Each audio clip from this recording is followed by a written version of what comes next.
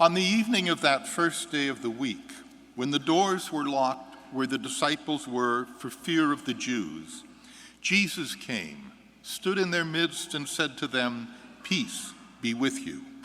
When he had said this, he showed them his hands and his side. The disciples rejoiced at the sight of the Lord, and he said to them again, "Peace be with you. As the Father has sent me, so I send you." And when he had said this, he breathed on them and said to them, "Receive the Holy Spirit.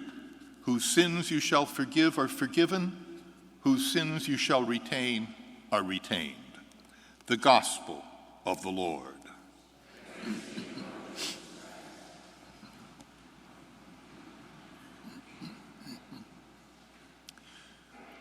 You've heard me talk about, in my childhood, how I would spend a great deal of time with my grandfather on the family farm. This time of the year, everybody was busy plowing up the ground, getting ready to plant the crops for the season. I have probably not been on the farm in over 50 years, and of course everyone is now dead, but a cousin bought the property. And I was down home last summer to bury an uncle, and I decided to go over and just wanted to walk around and see the place again. And I went to go in, but the road that used to go in is closed. There are now houses built there. And the next farm belonged to my grandfather's sister, Aunt Madge and Uncle George. And you have to go down and around that way. And I got there, and there was the old gate, and I opened it, went in, and closed the gate again. And then I drove across a little creek that was there and turned the corner. And I don't think I have ever in my entire life had such a sunken feeling. There's nothing there, and I mean nothing. There was a huge barn. There was a great big stone farmhouse that was built in the 1850s. There was a summer kitchen where Aunt Mary cooked in the summertime, a spring house, the milk, nothing.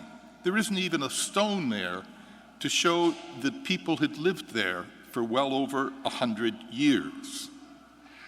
It's the same sinking feeling that a lot of Catholics are having right now in our diocese, as they realize that the church in which they were baptized and married, where they go to Mass every Sunday, is soon going to be closed. And it's just the beginning, trust me. When I was ordained in 1970, I was priest number 305 in the diocese, and the median age was 49. Today, there are 112 of us, and the median age is closer to 70. The birth rate in Northwest Pennsylvania is down significantly. The baptismal rates in our diocese are down 40%. Today's bulletin contains an insert with pictures of the bridal couples who were recently at the rectory for dinner. Those are delightful evenings until one point in the evening. At the dinner table, I asked them, "How many of you are going to stay in Erie?" And maybe out of 5 or 6 couples, one set of hands will go up. And the rest of them say to me, "Father, with my career, there's nothing here." And so we're in for monumental change. You may have seen where Pope Francis said this past week he's going to establish a commission to explore the possibility of ordaining women deacons. I have to tell you, I caught Sister Marie the next morning measuring my office. Today is Pentecost, the birthday of the church. And when there's one thing I have always tried to say here, it is that whenever you face a moral dilemma, whenever you face a question to be resolved, go back to Jesus. Push aside everything that's been added through the centuries and go back to Jesus.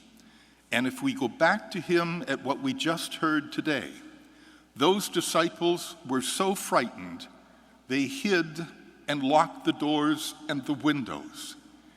And yet Jesus sent his Spirit upon them. And that Spirit took them in a direction they never had a clue that they were going. Gone was the temple, the synagogue, the Mosaic law. Everything they believed was changed. And I don't know what our future is, but I do know that that spirit has never abandoned us and certainly will not now. Amen.